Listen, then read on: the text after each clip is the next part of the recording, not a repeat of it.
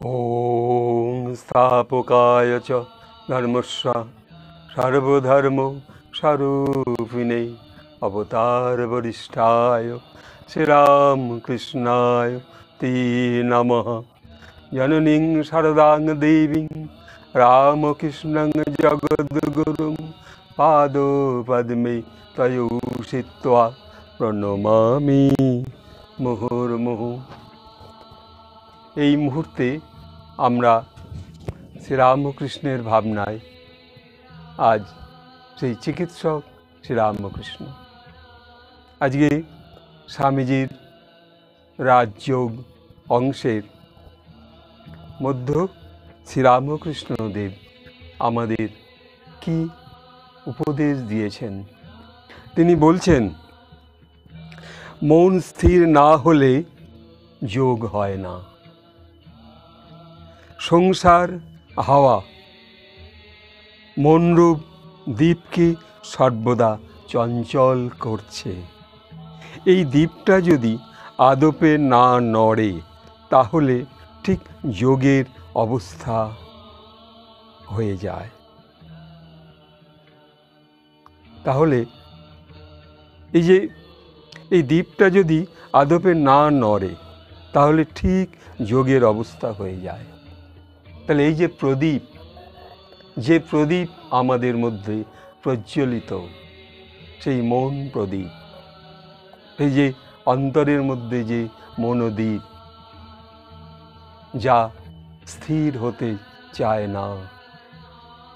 যখন আমরা বসে ঠাকুরের সম্মুখে, শ্রীরামকৃষ্ণের সম্মুখে যখন বলছি ধ্যানমগ্ন অবস্থায়, সেই যে পদ্মাসনে বসে নীরবে চোখ বন্ধ করে জয় রামকৃষ্ণ, জয় রামকৃষ্ণ, জয় রামকৃষ্ণ, তখন যেন ঠাকুর ঠিক আমাদের পদ্মাসনের সম্মুখে তিনি আবার নিজে এসে যেন বসে গেলেন।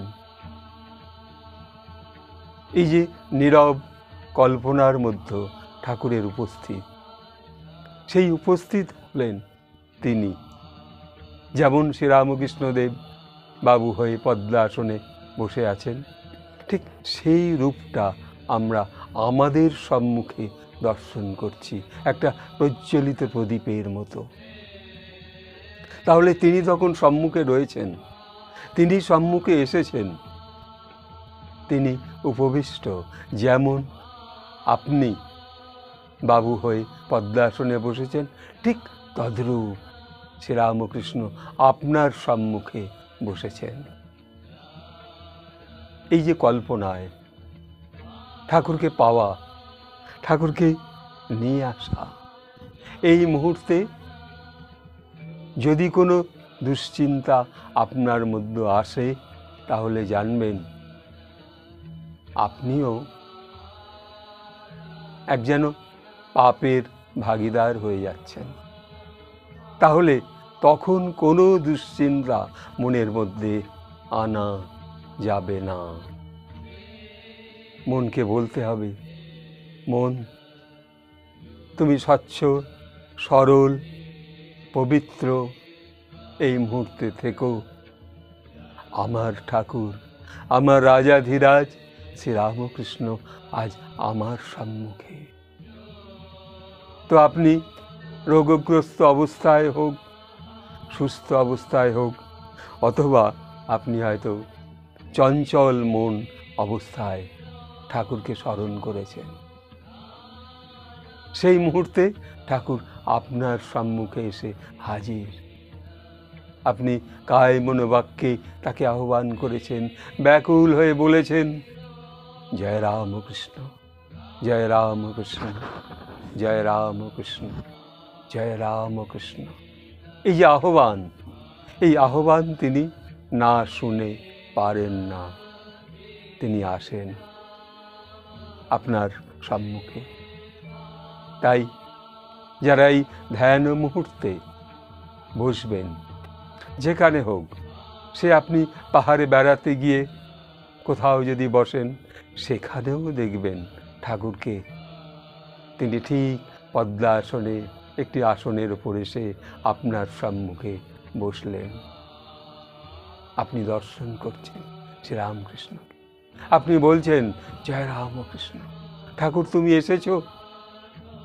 কিন্তু ওই মুহূর্তে আপনার মনকে, আপনার উচিত তাকে কন্ট্রোল করা, তাকে দরকার হলে চাবুক মেরে শান্ত করা। মন, তুমি শান্ত হও, আমার পরম পুরুষ শ্রীরামকৃষ্ণ, শ্রী রাজাধিরাজ এসেছেন।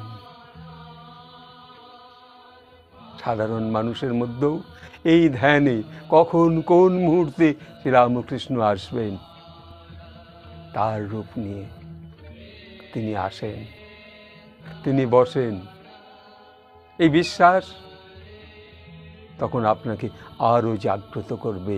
আর আপনার ওই ইরা পিঙ্গলা সুষন্যার মধ্য দিয়ে যে শ্বাসবায়ু আসছে যাচ্ছে, সেই শ্বাসবায়ু তখন শুধু বলবে রামকৃষ্ণময় এখন শরীর। তাই তিনি বলছেন রাজযোগে, এ এক স্বামীজির সেই রাজযোগের অনুভব।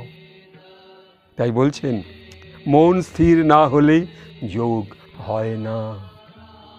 সংসার হাওয়া মনোরূপ দ্বীপকে সর্বদা চঞ্চল করছে।